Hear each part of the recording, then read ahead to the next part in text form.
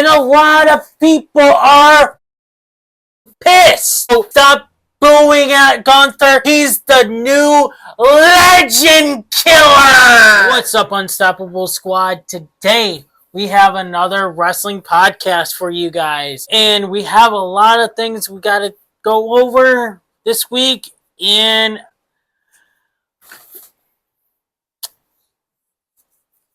yep, ruthless aggression.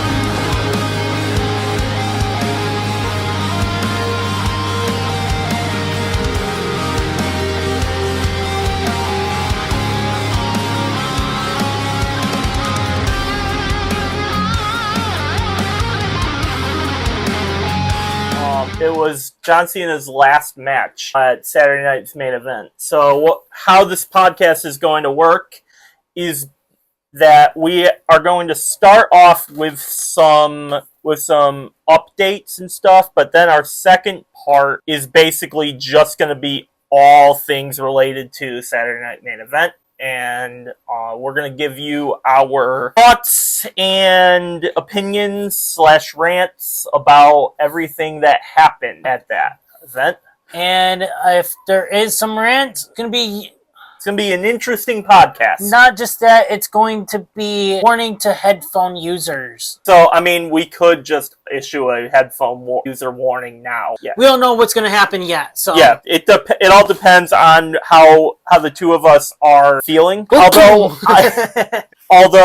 I must say, Unstoppable, after doing a full shift earlier, I got most of my frustrations down a peg. Yeah, I feel a lot better right now, so I may go off the rails, I may not, but I'm Unstoppable Denominator. I'm Pistol Pete. And here's our wrestling podcast of the week. Alrighty. Alright, so we got some breaking news. Oh yeah, before we mention this, apparently there's some news about TNA and NXT partnership. It's not ending. So what I gathered since last week we had a topic of ours that said that the NXT TNA partnership is going to be ending. Apparently that was all just rumors and speculation, and they actually have signed a multi-year deal last year, so they, by definition, they're good through this year at least. Through next year, at least. So we got until January 2026, at which point they'll renegotiate. I'm assuming they will. If everything goes well, they should just, why not keep it going? I am happy about this, and I do apologize for my error on last week's podcast. Last year, we did this a year already. It's almost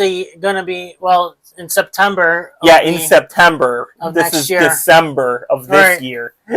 So we still have a long way to go. Alright, so breaking news. The teams for TNA versus NXT Steel Cage match on the December 18th episode of Impact have been confirmed, which is this Thursday, right? Yep. Mike Santana, the Hardys, Matt Cardona, Steve Maclin will face Stacks, Lexis King, Brooks Jensen, Tyson and Tyriek. Alrighty.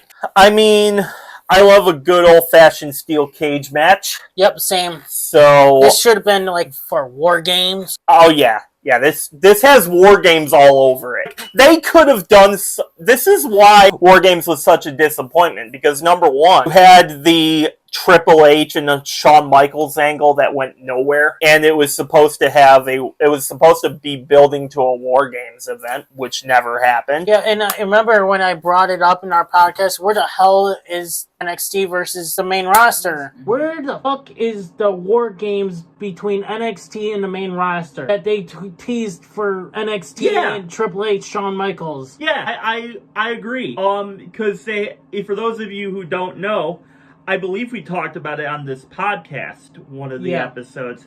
They had a thing on NXT. It was Triple H came out and they were teasing a War Games match between Shawn Michaels and Triple H. That really never went anywhere because they never brought it up again. And, well, apparently that's because TNA and NXT are supposed to be having their own event. And it's going to be on TNA Impact this week, which, low-key, I might actually watch that because I like most of the guys. I'm not too familiar with Tyson and Tyriek. Aside from those two, I like the lineup. I think I'm leaning Team TNA right now. I'm hoping it'll be Team TNA because it's most likely NXT, WWE, most likely everything. Right, but we're on TNA Impact. I know, now. but still. So who knows? But I think I just think the TNA lineup is a lot stronger. Yeah. Of course, Stax and Lexis King and Brooks Jensen are bad dudes themselves. But so Lexis King is like a mid-carder. Yeah, he's okay. Compared to Mike Santana, the Hardys, and Matt Cardona and Steve Maclin are pretty much like for a world championship. Yeah, and Mike Santana was just recently TNA World Champion until he wrongfully got pinned on his first defense, which go check out that podcast. Boy, we went off the rails.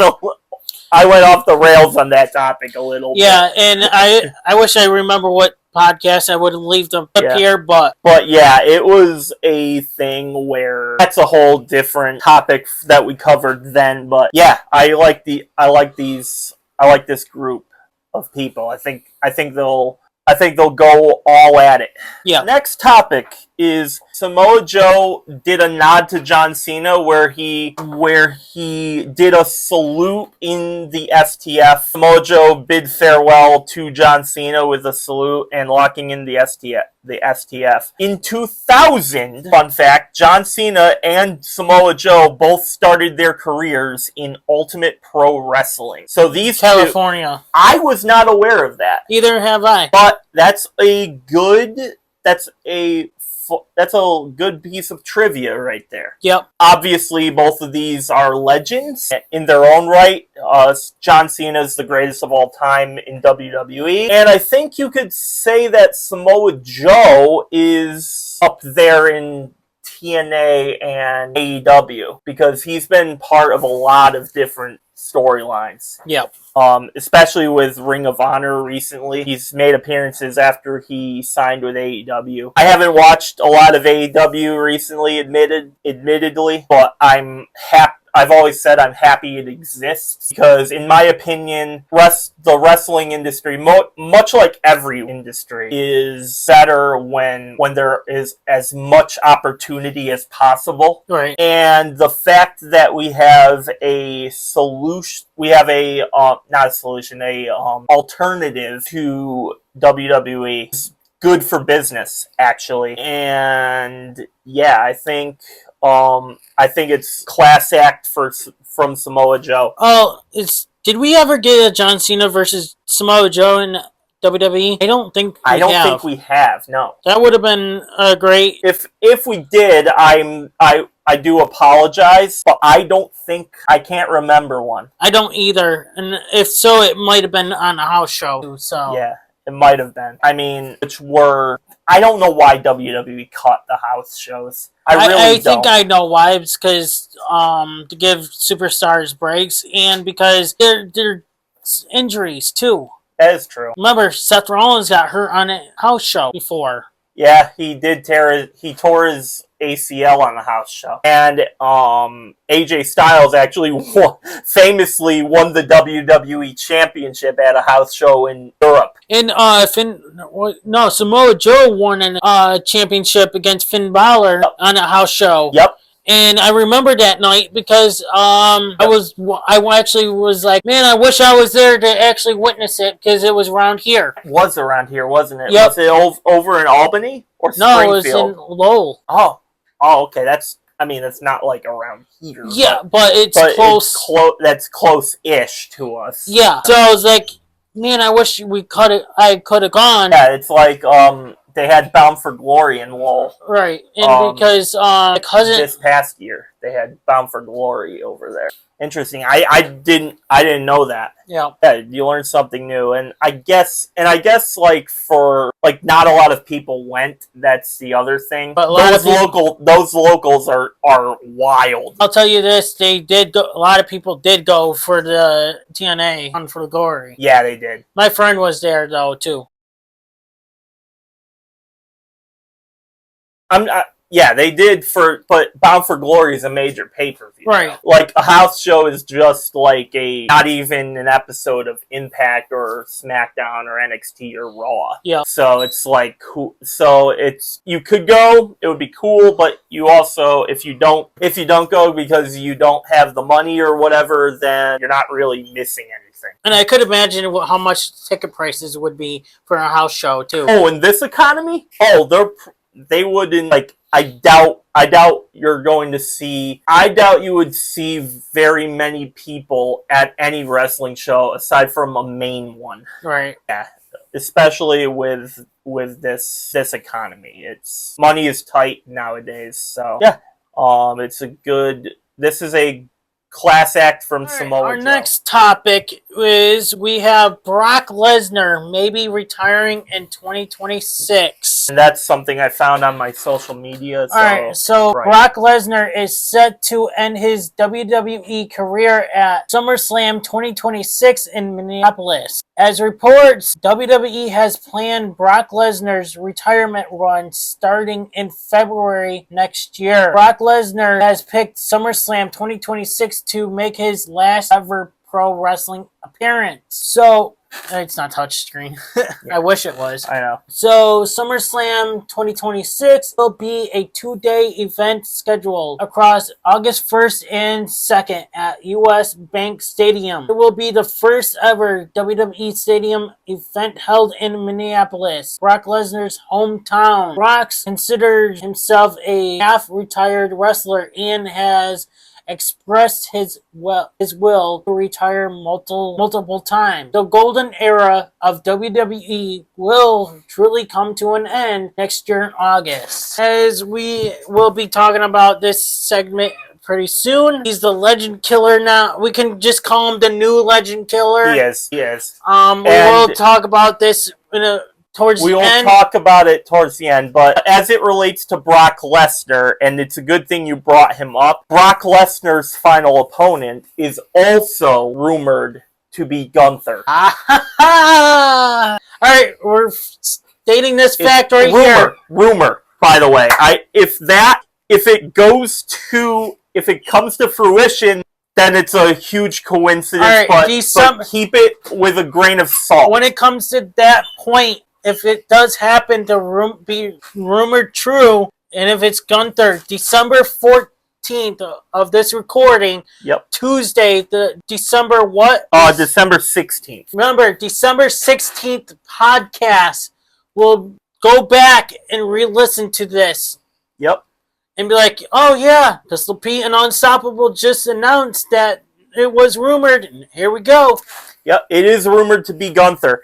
And I have a couple of things I'd like to say, okay, as it relates to this, because it's on topic. Maybe I should save it. Actually, I'm going to save this till we talk about John Cena. Okay.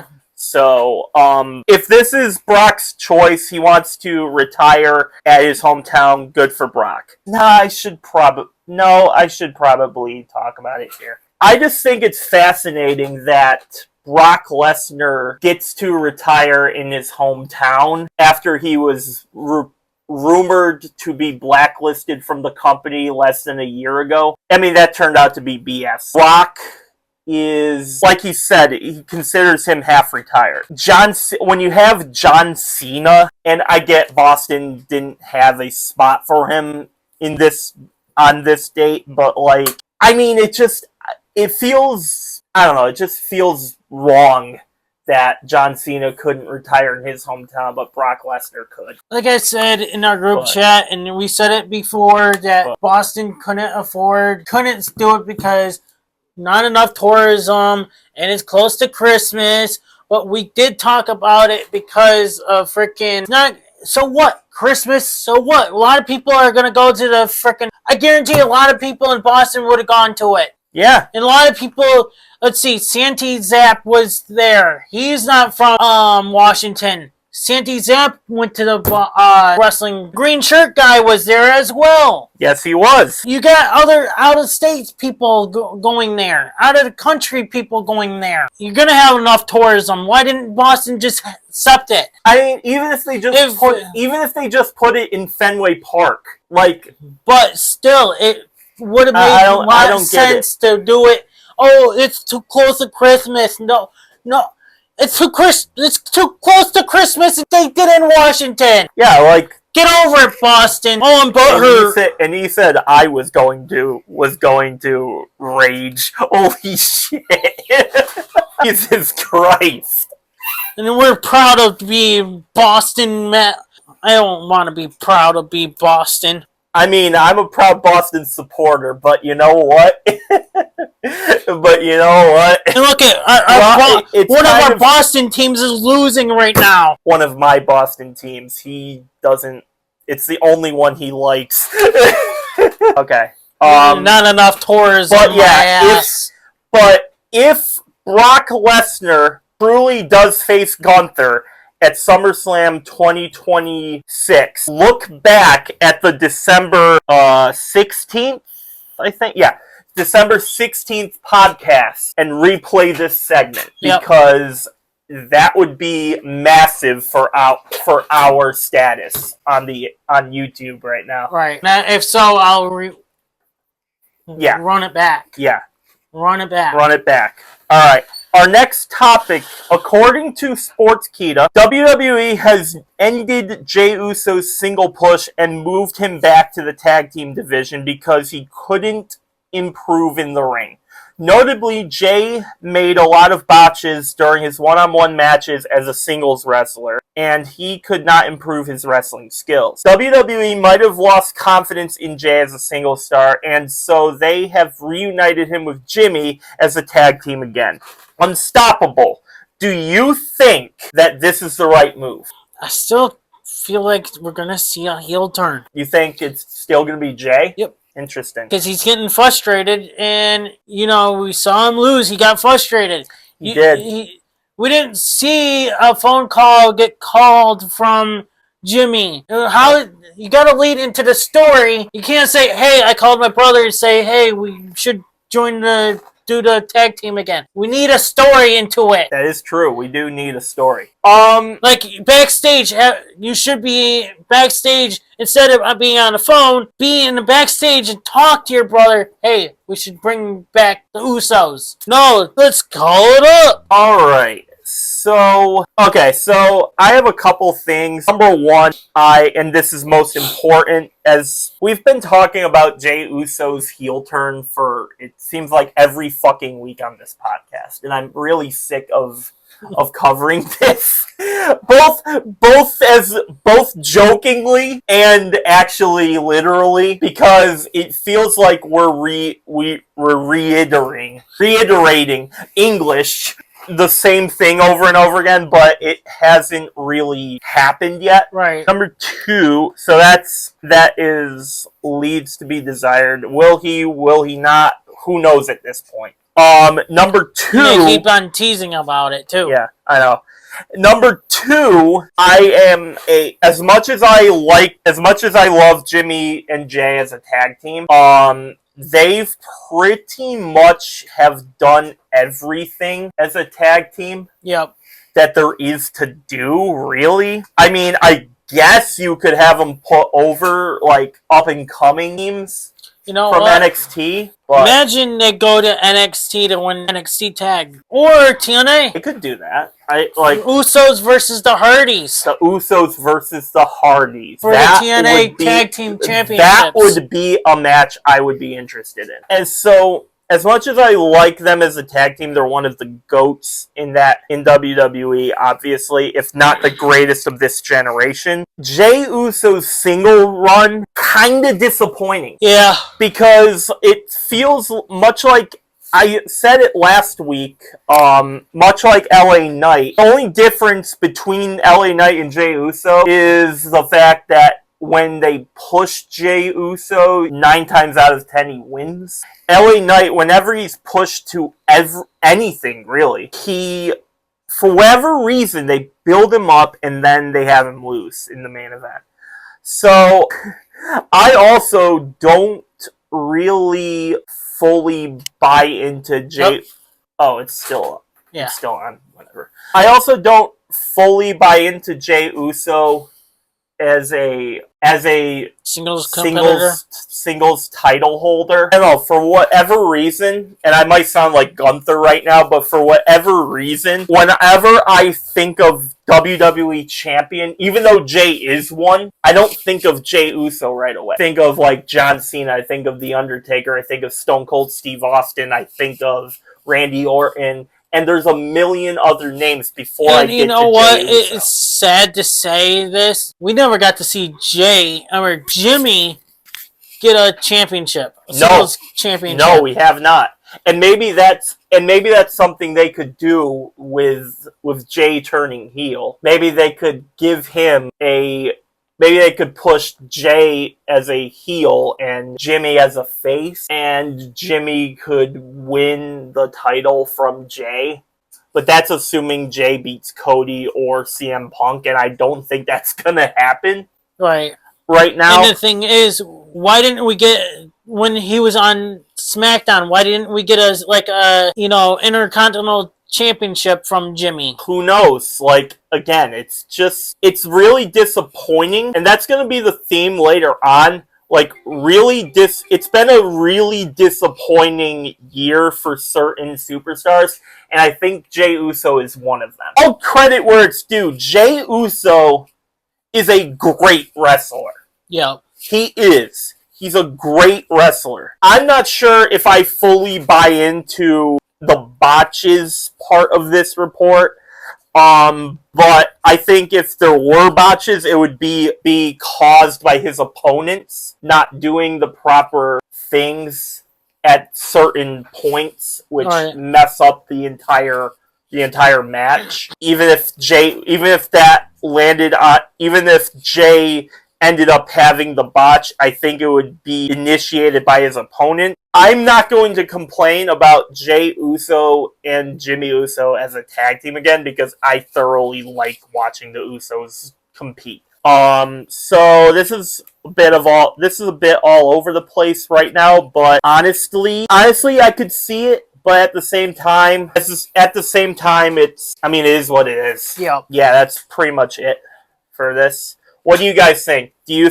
Are you excited for the Usos back? Did you wish Jey Uso's singles run lasted a bit longer? Maybe you guys don't think Jey is that good, or maybe you were disappointed like myself by his singles rush. Anything, just let us know in the comments down below. WWE is positioning Braun Breaker as the future face of the company and a successor to Roman Reigns. It was noted that WWE is all in on Braun Breaker as the next major face of the company. He's expected to be positioned at the top for years to come. Additionally, it was noted that Breaker is expected to have a career similar to Roman Reigns and ultimately is viewed as a successor. Down the line in WWE, it was previously reported that the company has discussed Breaker win the 2026 Royal Rumble and having him compete for a World Championship at WrestleMania 42 in Las Vegas. Source Body Slam. I say they should just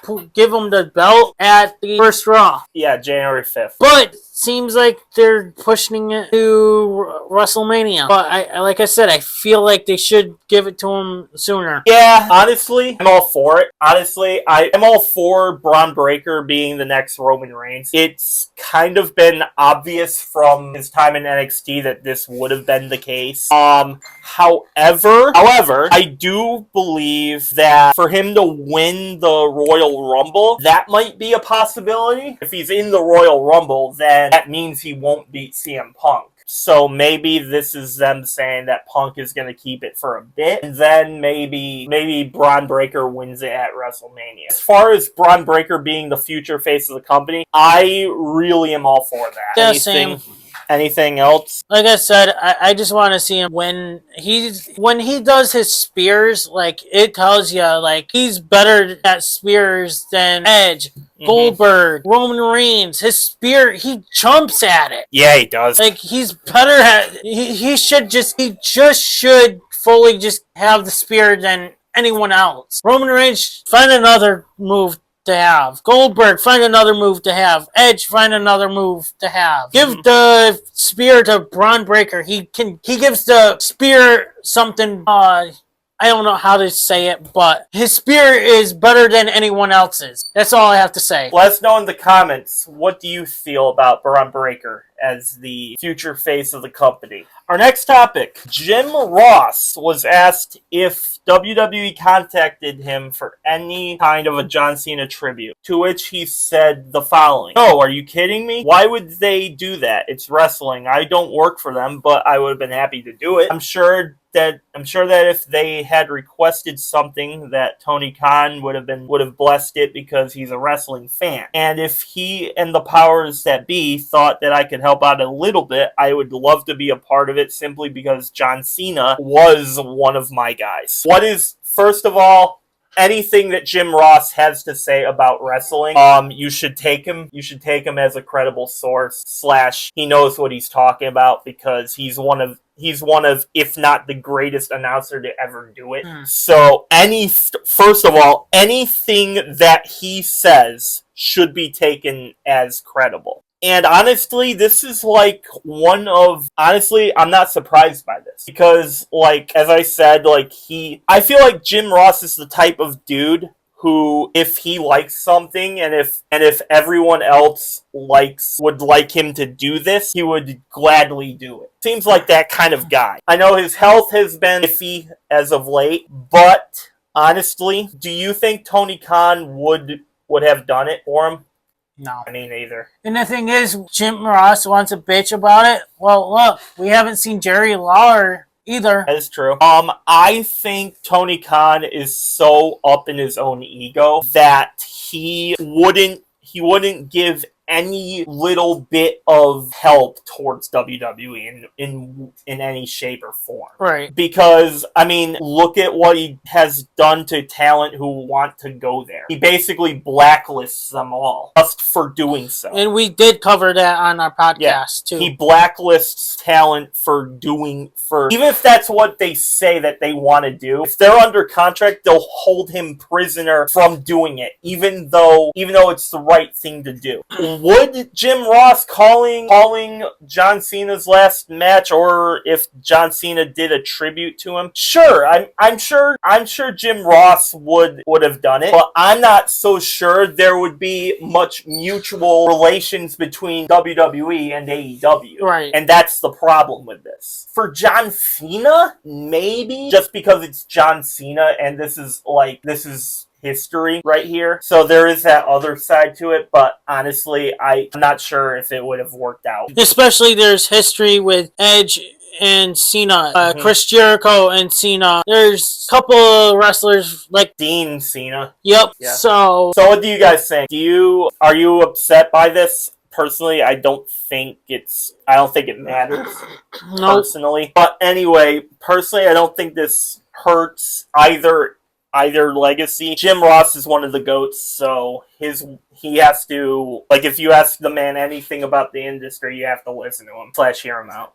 What do you guys think? Let us know in the comments below. Alright, our next topic is the Masked Man could be having a faction. So there's rumors that we have seen, there's rumors that they're saying that, oh, we just saw Austin Theory. And then the next one, oh, we thought we saw Montez Ford. Yeah, I did see that. It's like, bro, maybe they probably trying to lead up to, yes, maybe a faction, but they also could be leading to like saying, oh, we need this guy to fill in for the actual guy until they actually get the guy. It could either be Seth freaking Rollins, it could be Chris Jericho, it could be anyone. Jericho's supposed to be rumored to appear early next year, possibly at January 5th Raw. So it could be possibly it could be Chris Jericho. Would he want to? But would Chris Jericho want to do that as his final tribute? Like, if the reports / rumors are true about Chris Jericho possibly retiring in the near future, if that's true, would he really want to spend it as a part of the Vision, or would he want to go out as a... Like I said, it could be a new faction. It might not be part of the Vision. Oh yeah, that's true. It could. So that's what I'm trying to bring up, because Steve Wrestling did bring up saying this could be a faction. So I'm leading into it could be possibly a faction. It could be parts of the Vision. It could be anything at this point. Yeah, I think I would be for that. Like, I would be for if it's its own faction. If that's true, yeah.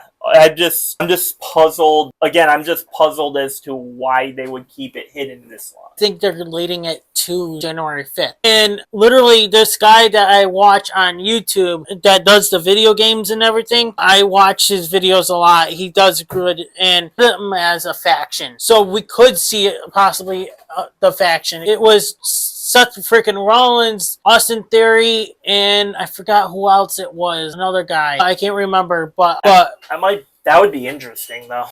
If it's a faction, that could be. I definitely think Austin Theory is going to be part of it, though. I think so, too. I think Austin Theory is going to be part of it. I don't know if that's going to be the actual Masked Man or whatever, but if I'm leaning towards it is Austin Theory. I haven't really leaned too far away from that. If it is a faction, then it could be basically anyone. Anyone is on the cards for that. They might not even, and because they are hiding the face, it could be Chris Jericho. It could be someone that hasn't debuted yet. We're gonna have to wait and see. Who knows? It could be Jon Moxley. As Vulture is hoping it's Jon Moxley. Hey, yeah, he is. So, but let us know who you think it is, or do you think it's going to be a faction? Let us know. Undertaker and Michelle McCool have been replaced on WWE LFG as coaches by Kevin Owens and Natalya. This is interesting because I don't really have anything to say about this because I don't really watch WWE LFG. Either do I. I literally just finished listening to the Undertaker and Michelle McCool's podcast. Well, the Undertaker's podcast. I'm literally caught up on it for now, but I still don't understand why they're being replaced. I think, much like I said with Jim Ross, I think the Undertaker and Michelle McCool, if they want to talk about the business, they should be able to. And they seems like it was some sort of like competition shows. It's like being replaced. It's being replaced as, remember Tough Enough? It's what the Undertaker said. It's like Tough Enough. Okay, so... But it's a little different. Okay. So I'm assuming they each have their own groups of talent, because it says coaches. So I'm assuming like they have their own group. Yeah, I'm guessing. So... Okay. Kevin Owens and Natalya, as much as I give Natalya character shit, because I think her character could be way better than it is right now. And the thing is, Natalya is pretty much like a coach anyways, because literally her and Tyson Kidd have a dungeon like where they train wrestlers. Oh, they have their own school. Yeah. Okay. I was listening to that on, I hate to say it, you want to talk about on podcasts recently. You watched? Wow. I was listening to his podcast at work. So, interesting. Hey, I have nothing else to listen to, so I might as well just, listen to Undertaker. What do you want to talk about? Cody Rhodes podcast and other ones, since I'm all caught up on my other podcasts. Yeah, I think Kevin O. I might, again, I have very little to say, but Undertaker and Michelle McCool are good choices. So are Kevin Owens and Natalya. Kevin Owens is probably in the discussion for the best singles wrestler of the current generation. Yeah. He's at least in the discussion. And speaking of Kevin Owens, I was listening to Cody Rhodes' podcast. He said possibly by July or June, he should be having neck surgery.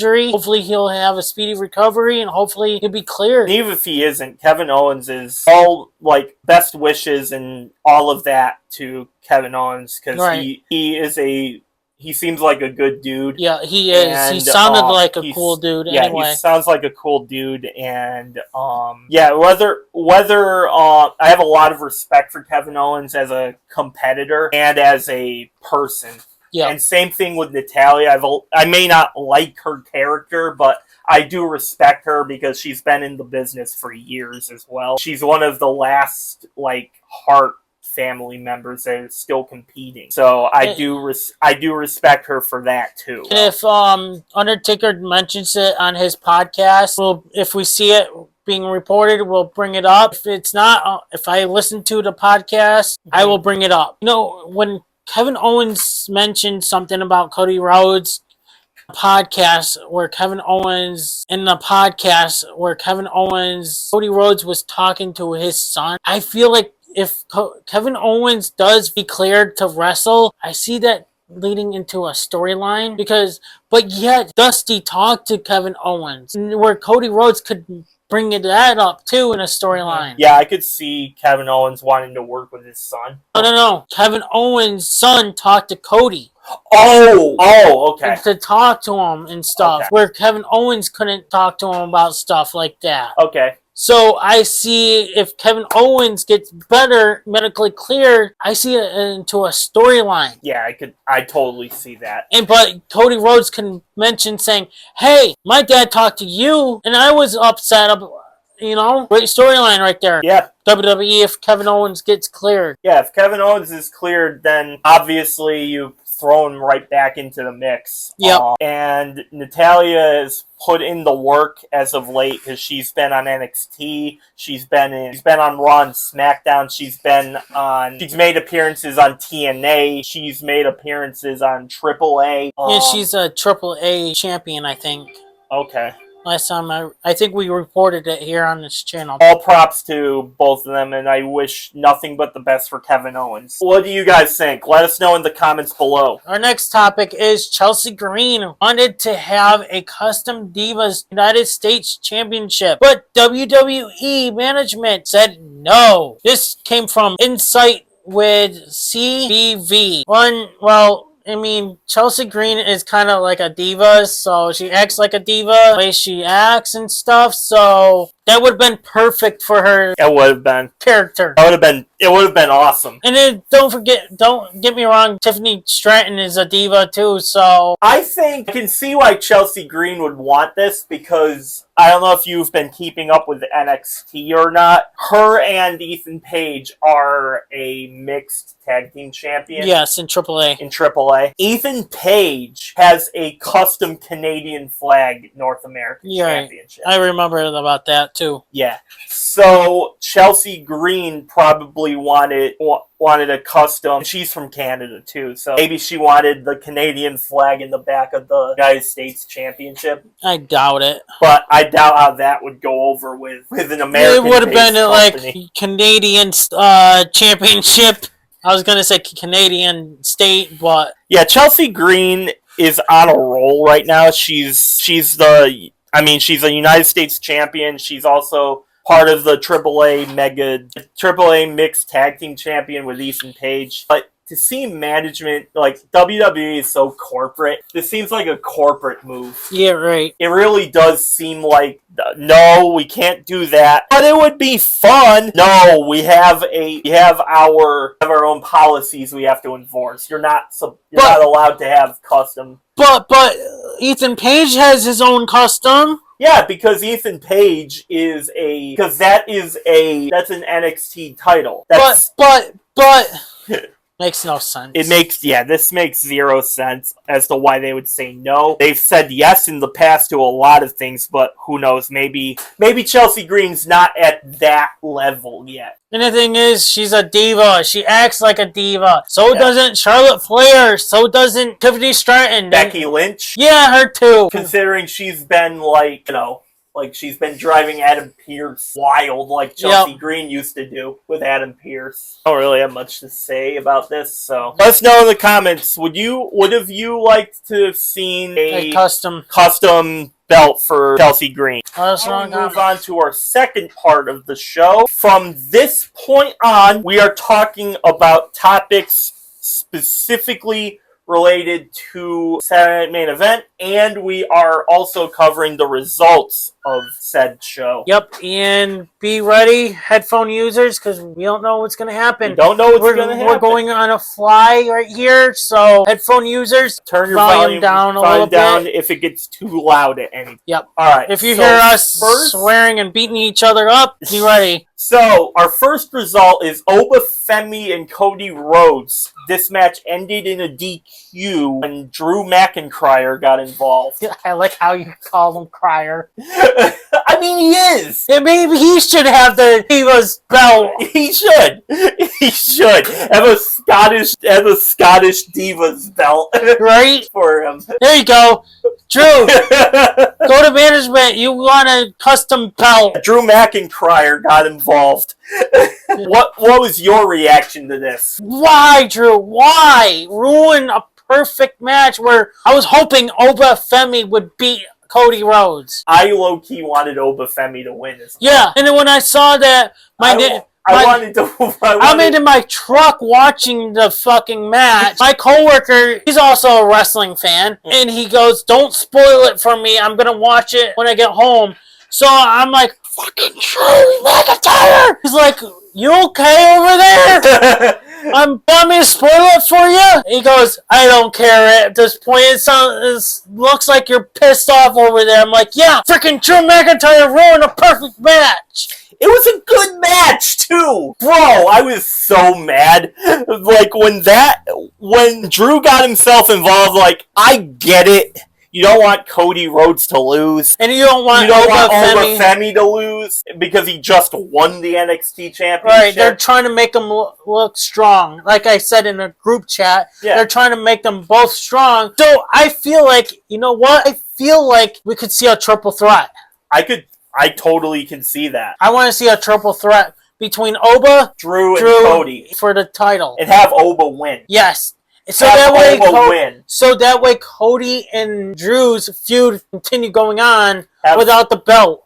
Yeah, that could be a WrestleMania feud. Yeah. That would be awesome, actually. It would move Oba Femi up the main roster with that title win. He'd instantly be at but be on SmackDown at least. He'd have to lose the... Well, I mean, he could... Not really. He could continue with it. I think in the past they would have to strip Oba with the title. Yeah, because like when Paige won Divas Championship, they had to strip her in the past. And Asuka's streak, she went on she basically was the equivalent of like Goldberg for NXT. So they was like, yeah, she's just wasting her career down here. She should instantly be up, and they obviously had to strip her of the NXT Women's Championship. I feel like I'm missing one. It was probably one.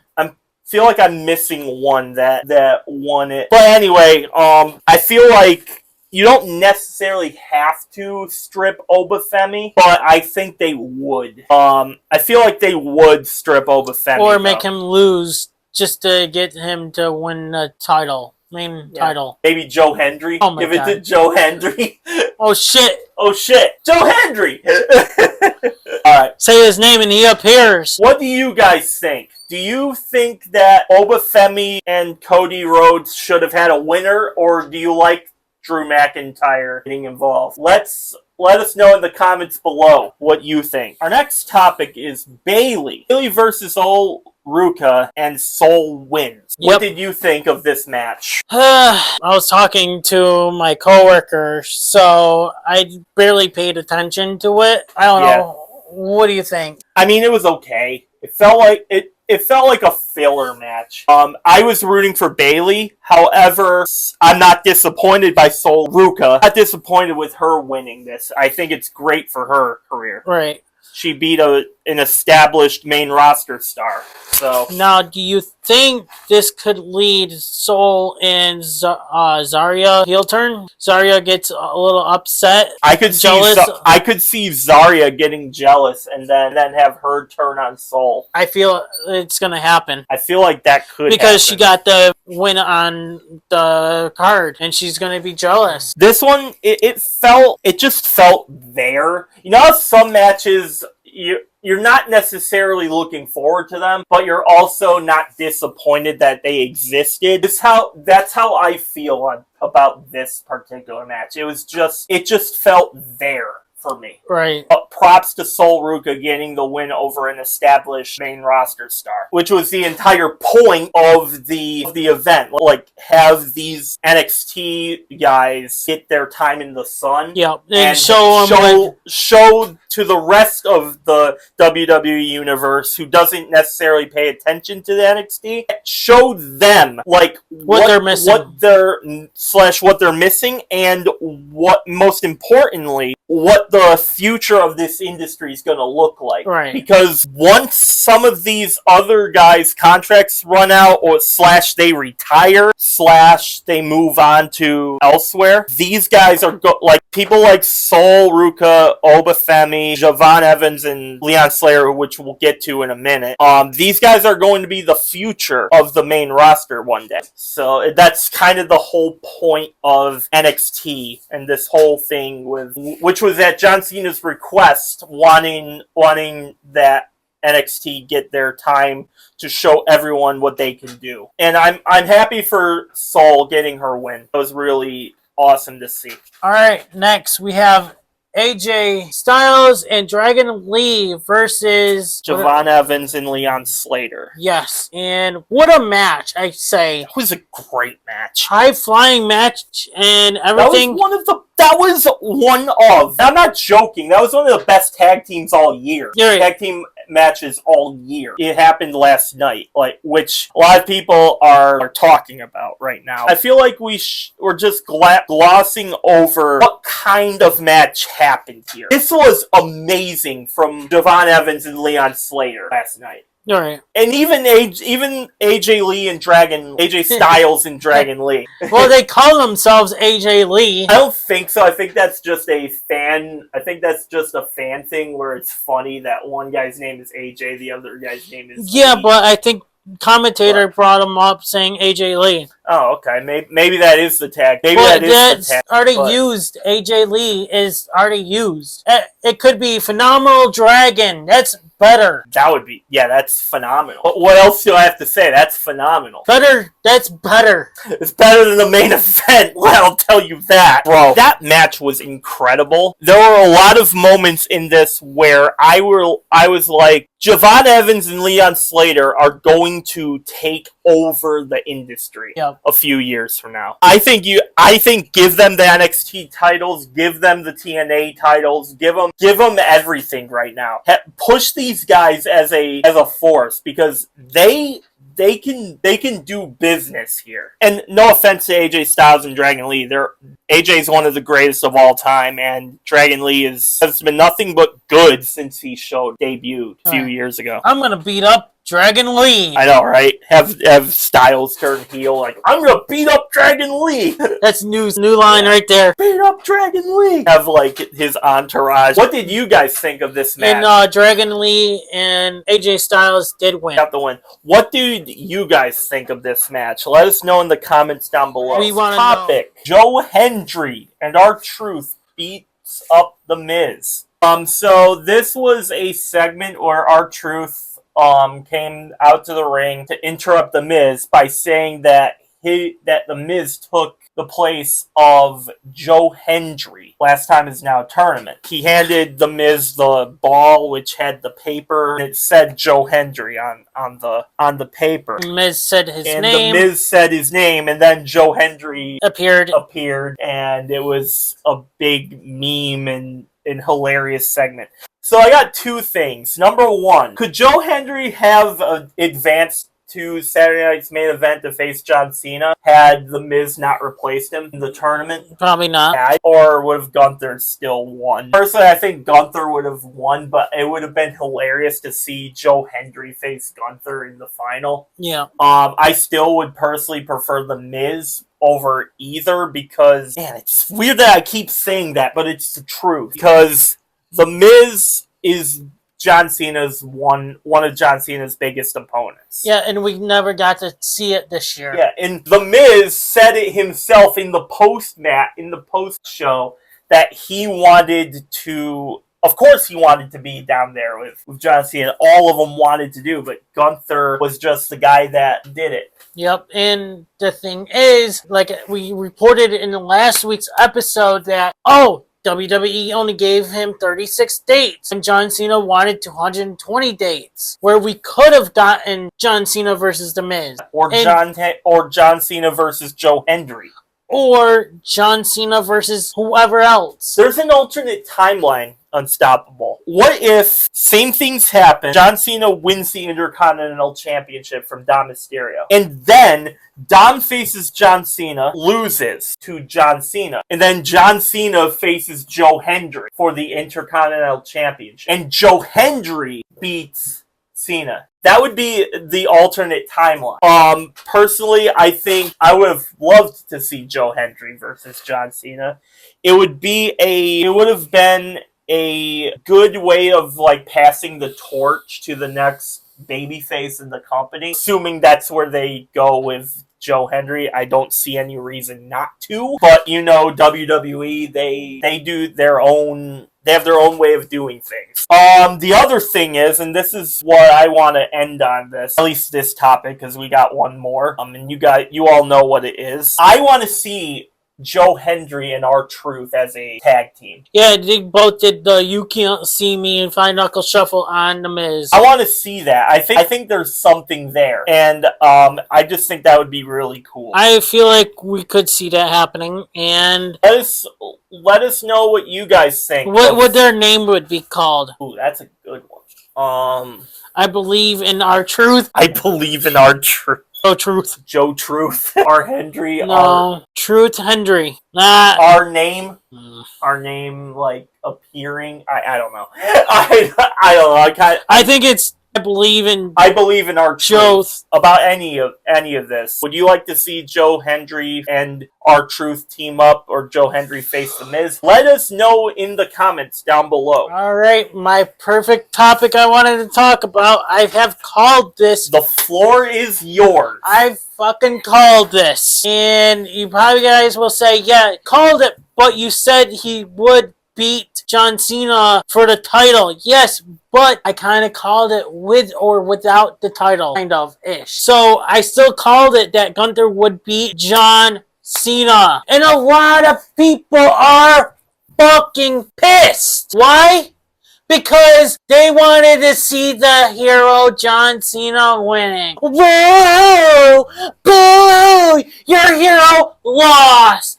He put a smile on his face and fucking tapped out like a bitch because he gave up. His meme says never give up. Well, guess what? He gave up. And they said that he put a smile on his face. I never saw a smile on his face.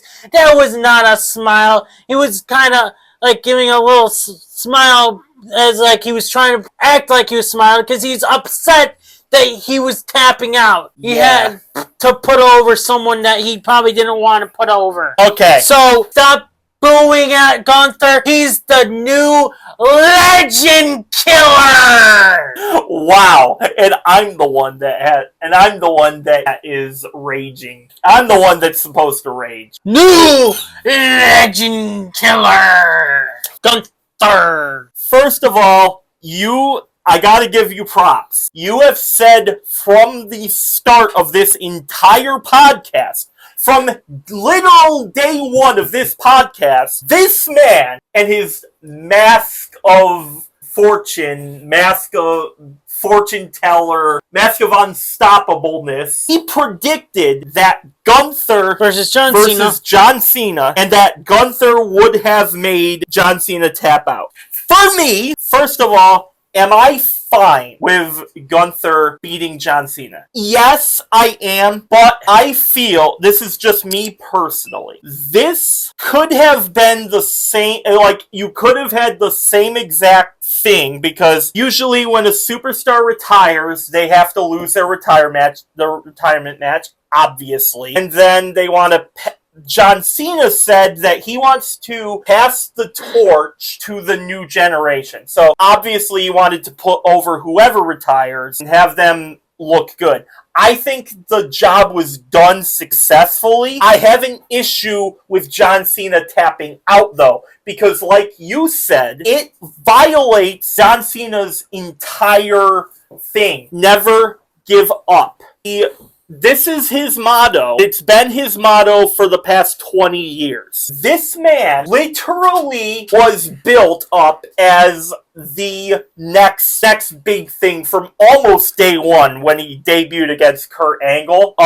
He had a thing about him that WWE, Vince McMahon, Triple H, everyone who has been a part of John Cena's career, they built him up as the greatest of all time. You give him honestly, him tapping out while still having merch that say never give up, it feels like, I feel that goes against John Cena as a character. I feel like him tapping out, they should have done is John Cena should have let Gunther just pass him out. Should have just let him pass out. Okay, so speaking of let him pass out, John Cena's father had said it would have been better off if John Cena just passed out. Yeah, like, I feel like the reason people are pissed is because the hero lost. Their hero lost. Okay, like, I don't love it, but I don't hate it either. What I do despise from this match is the finish where he tapped out. Because I feel that John Cena, and I do believe this, I think he's the greatest wrestler that WWE has ever had. I think the term GOAT has been given around to a bunch of people, but for me personally, John Cena has earned it. He is the greatest of all time in WWE. I think, so I would have preferred, like, especially because you had Cena constantly break out of the submission. Like, he broke out a whole bunch of times, and to which Gunther responded with the same move, and he reapplied it. I feel like 3 things would have been better there. 1, which is unrealistic. John Cena gets the win. That is unrealistic, even for me, on the side of John Cena. Even I have to admit that's unrealistic. I would have liked to see John Cena win his final match, but I knew he probably wasn't going to win because that's how the business works. So that leads me to Gunther. Now, the other 2 scenarios are, 1, you have Gunther pass him out, which I think, because John Cena submitted, that would have been the best way of doing so, because imagine if this was somebody's first time watching John Cena, they wouldn't remember him for all of his accomplishments until they re-looked that up. They would have to look all that up and do their own research. They would see a man who was built up as the greatest of all time, had a moment that said never give up, and then they get real excited to see Gunther get his ass kicked by their hero, right? Just gives up. You can't really have that. For me, like, it would have worked a lot better had John Cena allowed Gunther to submit him. Like, pass him out. And then the other thing you could do is have Gunther beat John Cena, which, I mean, any Gunther victory would get Gunther over as heel with Brock Lesnar defeating Undertaker's streak kind of heat. Brock got a ton of heat from that. Myself included, because Undertaker is my favorite of all time. To me, he's the greatest. He's my favorite wrestler of all time, but the GOAT is John Cena. Another thing here, Gunther had to get over. You couldn't just have Gunther lose to a retiree because you wouldn't take him seriously. Which leads me to this. Gunther tapped out himself this year. Yeah, to Jey. But he revived himself by tapping Jey out. He himself tapped out. Yeah, where the fan says, you tapped out. But he tapped Jey Uso back out. Okay. But here, what I'm going to say something is, we're on the same topic of Gunther. Never give up, right? How about just give up John Cena? Ooh. I mean, I can't really disagree with you. As much as I want to give this man shit, I can't because, well, obviously you said some things here that I'm like, whoa. And even this man has, on his social medias, he was talking to like other friends. I saw what you said. You said that I was gonna rage. Well, it seems like you're the one raging, and I'm just over here like just chilling. I'm good. For now, I'm good. With Gunther versus John Cena. John Cena tapped out. You see that Gunther was going to his bus, right? And the fans started I did see this. Saying, F you, Gunther!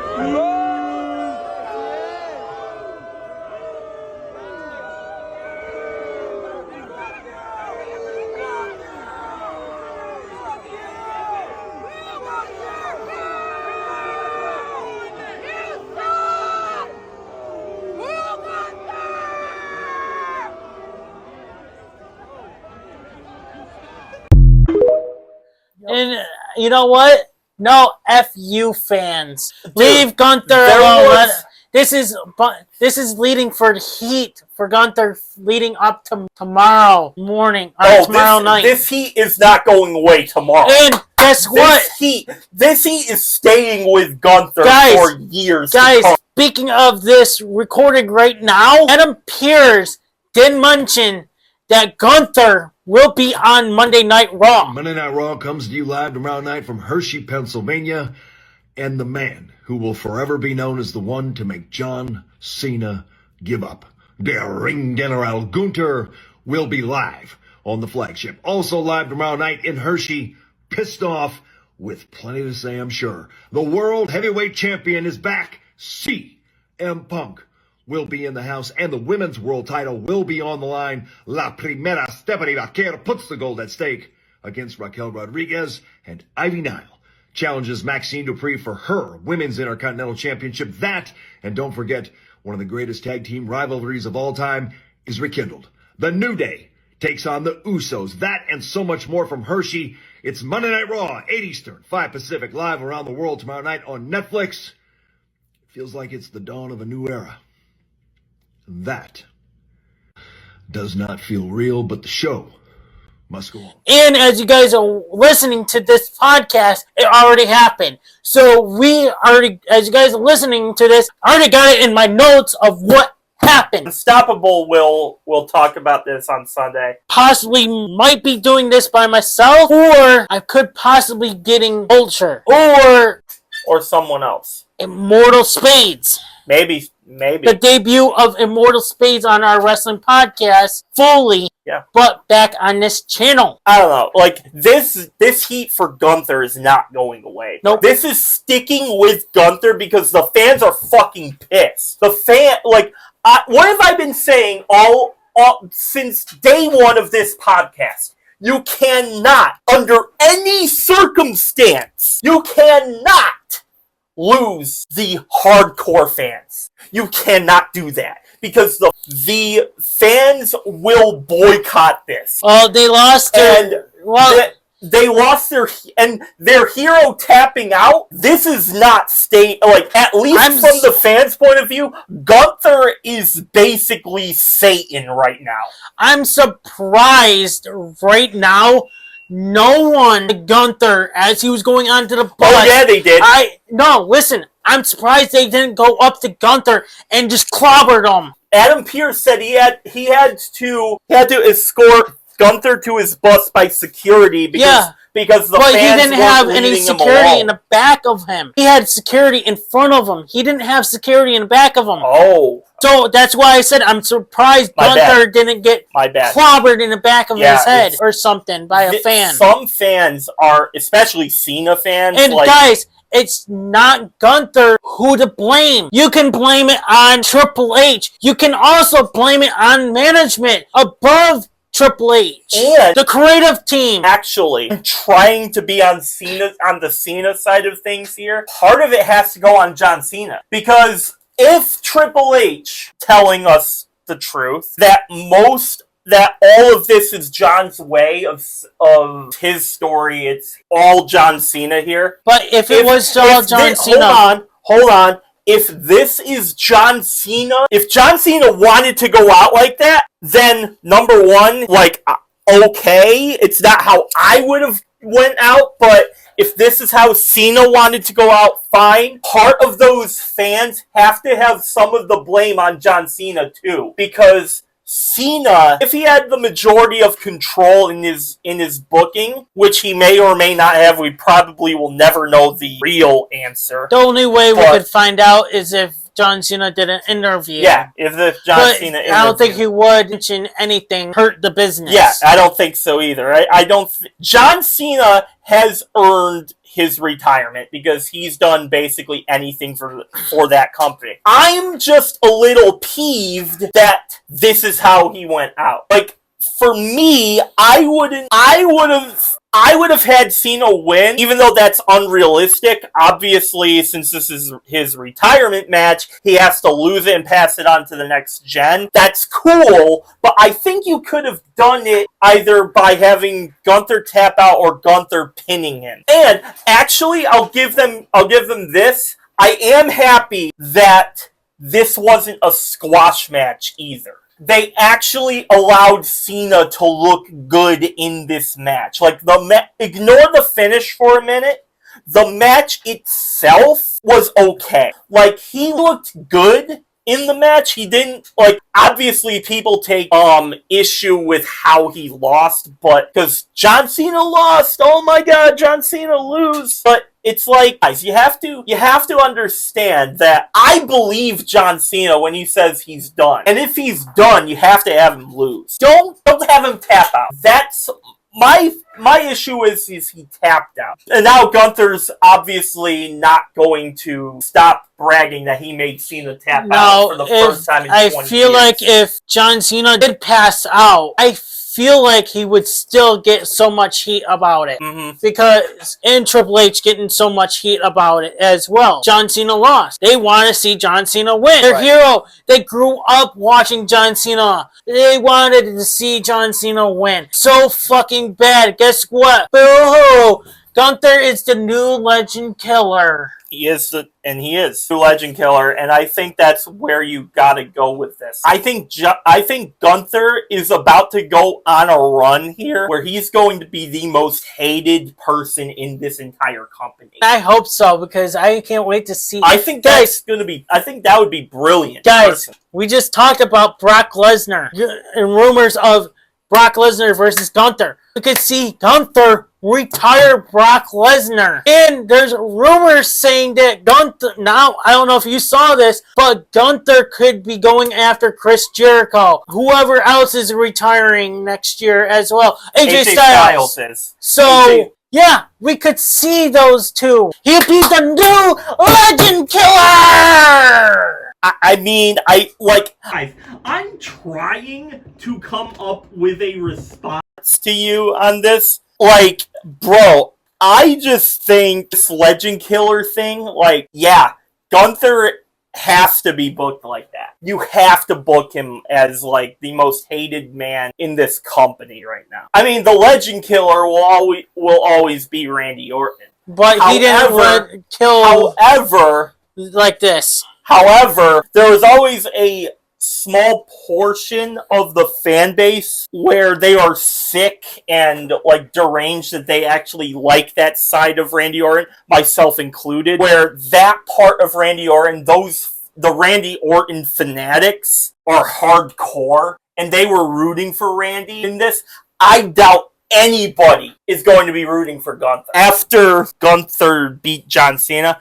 And you know what would be very wild? Brock Lesnar's the babyface in that match. Brock Lesnar, because it's his hometown.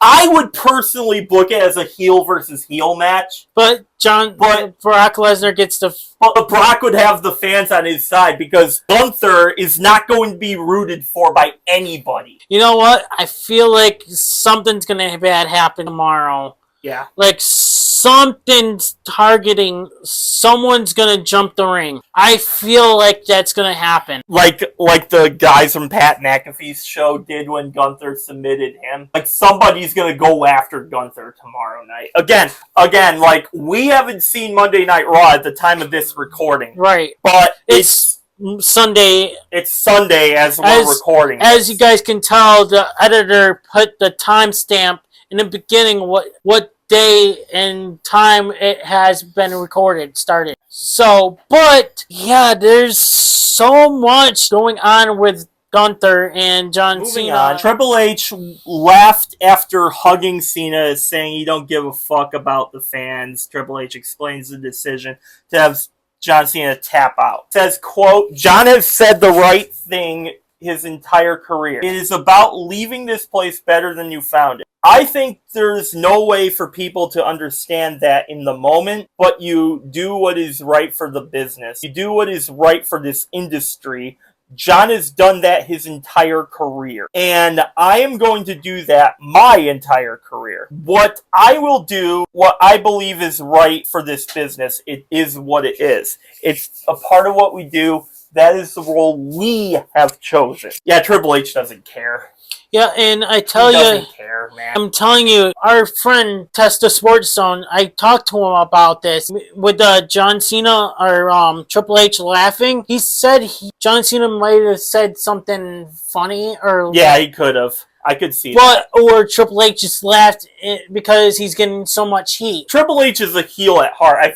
I think people forget the time where like. Because everyone, myself included, we all overall, we've been impressed with how Triple H has operated this ship, steering away from Vince McMahon, getting it back to its glory days, that sort of thing.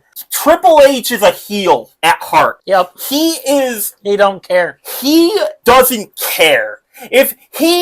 In fact, I feel like Triple H is such a sick individual that he loves people booing him. The fact that people hate Triple H now, and I mean really hate Triple H right now. There are a lot. I bet you 10-1 he's getting death threats right now. Same with Gunther. Oh yeah, probably. But we haven't. I don't have ringside news because I deleted it because I didn't want to be spoiled. Yeah, but you're not. I mean, that wouldn't shock me because there are a lot of people that hate Triple H, and again, this just seems like a complete corporate decision, but. At the same time, you gotta remember, yes, Triple H did a lot of good things. Yes, Triple H is slightly better than Vince McMahon. There was a point where Triple H was hated in his in-ring career. Yep. And I feel that Triple H should have his moment as a heel in the backstage too, just like how Vince was for all those years. Like this, because I'm gonna say it right now, having John Cena tap out is kind of a Vince McMahon move. That's something I would have expected out of Vince to do. But again, like Vince was a heel character before he was the president of the company, so I don't know. It's just Triple H is such a sick individual that I feel like part of him loves that people are pissed at him. John Cena signed a new 5-year ambassador contract with WWE, confirming that he will stay with the company as an employee and mentor after his final in-ring match with against Gunther on December 13th, 2025, shifting his focus to behind-the-scenes roles while balancing Hollywood. This deal secures his presence as a company figure, allowing him to pass on his experience to new talent for years to come, even as he retires from active wrestling. You knew it was going to happen eventually. That's something I can take from this. Like, you knew, like, not everybody... John Cena said it himself, like, this company is going to be around long after all the people we're watching are gone. Yep. And that includes himself. Like, eventually your favorite wrestler could retire at any point. Or like Triple H, where he was forced to retire because if he has one more match, he could die in the ring. If he was medically clear, I think he would. Right, but like he could die in the ring. And then situations like this where John Cena seems fine health-wise. He seems like, and he's leaving the company after he just became Grand Slam champion, ignoring the finish, right? Ignoring the finish for Gunther, from the Gunther match for a minute, John Cena has ended his career at a high, I feel. Right. Because, like, they had this retirement tour, and I took a lot of issues with how some of that has been run, and I'll talk about this in our last topic on it. But for John Cena's earned the right to go out whenever and however he wants. And if this is the way John Cena wanted to go out, then I feel like he's earned that right. However, I also feel like John Cena could have been booked a little better. Right. During this, and again, I'll get to that in our next topic, our last topic. But I think this is in as far as the knowledge he could pass down to future superstars and even current ones who he didn't get to work with. I mean, sky's the limit. The greatest of all time in that company, I'm sure there's a lot of knowledge he can pass on. I'm sure, and if he wants to get, like, I know this is an ambassador deal, but if down the road where he's done with Hollywood, he wants to go on as a story writer for WWE, he should be able to do that too. And yeah, I think this is awesome for him. It's good to see Gunther. John Cena do something, say Hollywood. Remember what happened? They went on strike and stuff. What happens if they go on strike again and, John Cena has something to fall back on for a little while? He could focus on this. And yeah, I think should things go south, I feel like there's more that he's going to be able to do because he's in James Gunn's DCU as Peacemaker. So I feel like his roles in Hollywood is yet to be over. I feel like this is a perfect move for John Cena right now, and he doesn't have to be around the company all the time. And yeah, I feel like this is perfect. What do you guys think? Do you like the move for John Cena? What's your favorite John Cena moment from his career? Let us know in the comments below. But not least, how do you guys feel about Triple H being in charge of WWE? Actually, I kind of know how you guys feel about Triple H. Yeah, that was a rhetorical question. How we talked about it earlier in how he booked John Cena. Like, John Cena wanted 220 dates, and he gave him, 36 dates. And with the way how John Cena and fans are booing, they chanted AEW. They booed Triple H out of that building last night. And they chanted AEW, too. Tony Khan could book John Cena. I bet you John Cena's probably getting a message from Tony Khan. Hey, you can come over. We can book John Cena, so how do you feel about Triple H being in charge? Sure, it's iffy. Depends on... It's hard to tell how good he has been. His NXT days was good, okay? Ever since Vince McMahon stepped down. Been hit and miss. I feel the same way. There have been a lot of things that Triple H has done in this company that I both like and you referenced his NXT run that he had. I have to tell you guys something. When Triple H was in charge of NXT was the #1 thing in wrestling on cable. It had better ratings than Raw. It had better ratings than SmackDown. And it was competing with AEW for a bit. They had the whole AEW and NXT wars. But AEW was beating them in the rankings. I said, like, they were competing. They were competing. A lot of people are pissed. And I completely understand why.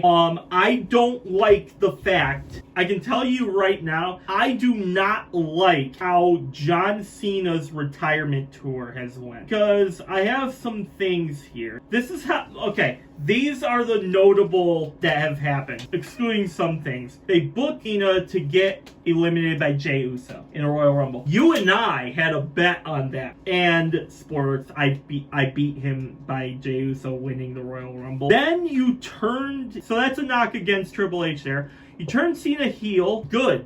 That's a good thing. Get some reaction in TV ratings. It worked. He then bring a rapper in to destroy Cena's last WrestleMania. That was awful. And where the fuck has he been? And where the fuck has he been since? And because The Rock too? Yeah, I know, right? Where did The Rock go? Did he just Houdini out of the company? Movies. Screw your fucking movies. You're supposed to be part of the fucking John Cena. Yeah, stupid idiot. He did.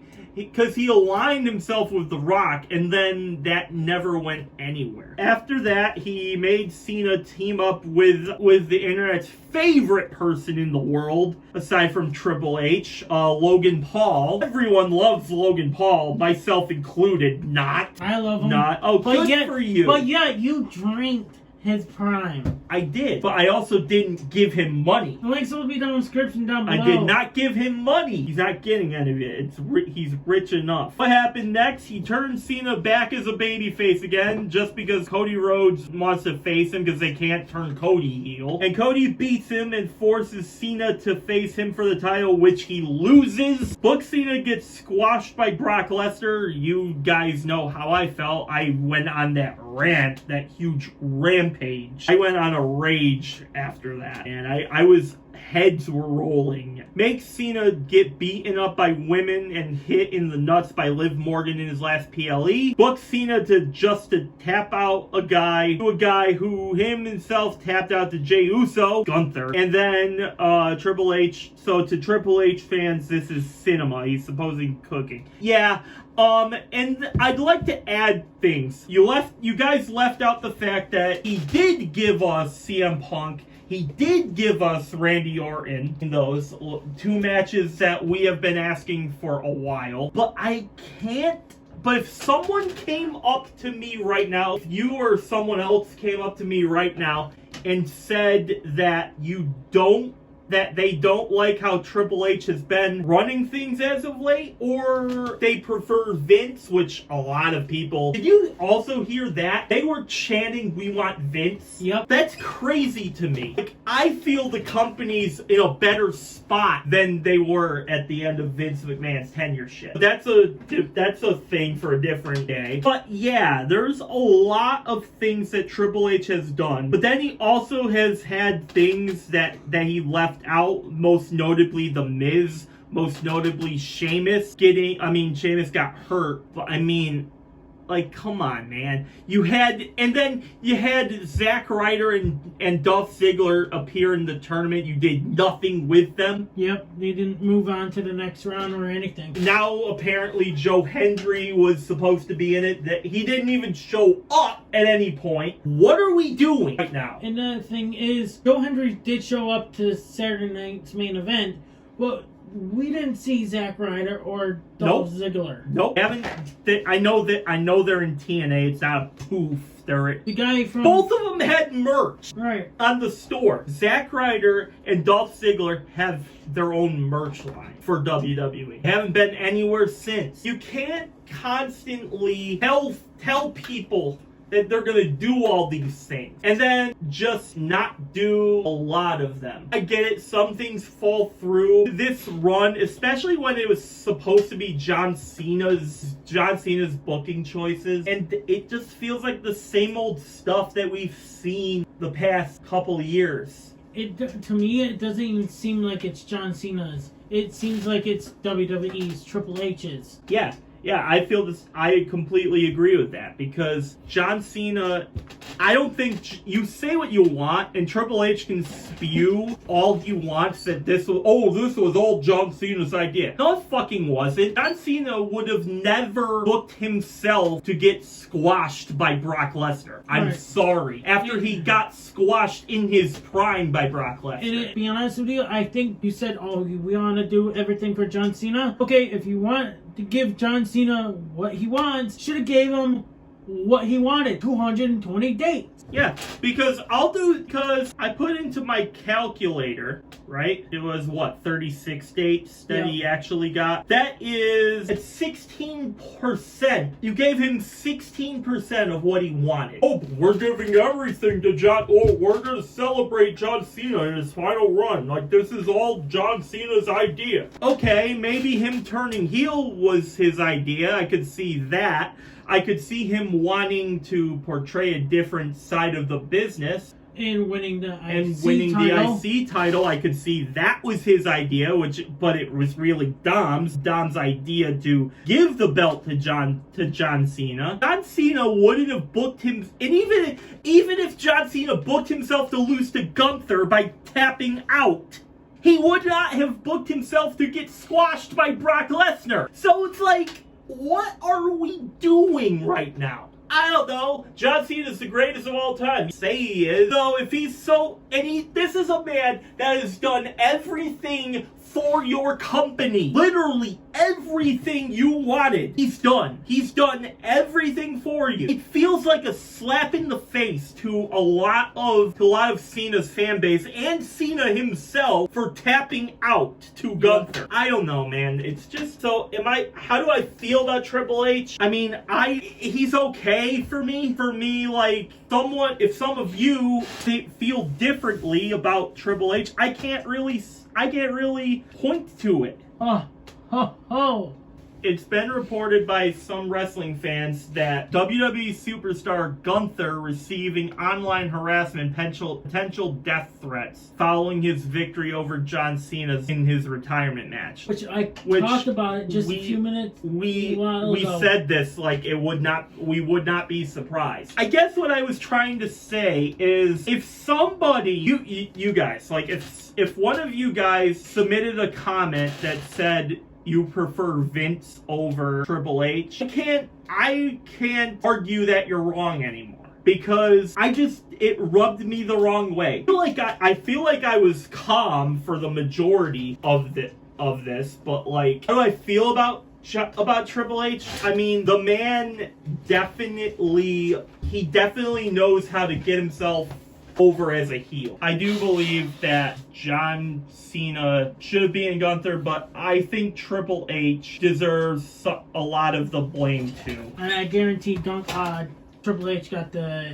I'd look that up. No, not. So Triple H has not received any death threats yet. As of right now. As of right now, on December 14th, the night before Monday Night Raw, there is no evidence that Triple H received any death threats. But boy, if he does, again, first of all, like, I don't wish death on anybody. I think it's ridiculous. But again, I can't say that someone would be wrong by saying like they prefer Vince anymore. Even though if I don't personally agree with it. But if I hear anything about death threat to Triple H, I will put it in my notes for next week's podcast. That's pretty much it for our wrestling podcast this week. Great show. As always, next week I will not be available for the podcast, so I want to wish our viewers and everybody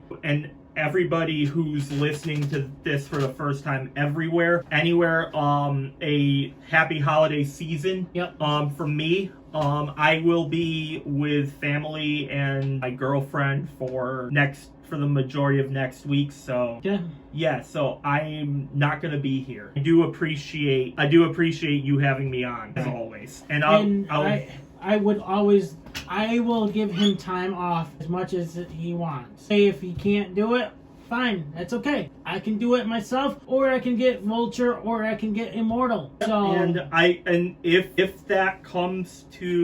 there comes a point, and I know there will be, but there will be a time where all four of us could be in studio. I will, again, like, the invitation is an open invitation for me. Right. So speaking of that, I'll talk to you off camera about something in a bit.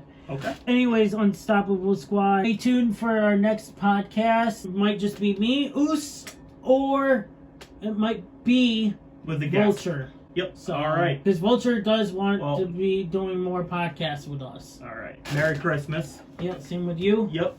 All right. And happy holidays to everybody listening to our show. Yep. All right. I'm Unstoppable. I'm Pete. We are out. Peace. Hey everybody, it's your boy Skiz here, and if you don't subscribe to the Unstoppable Denominator, then you are a toothy bumfuck, pussy ass bitch motherfucker.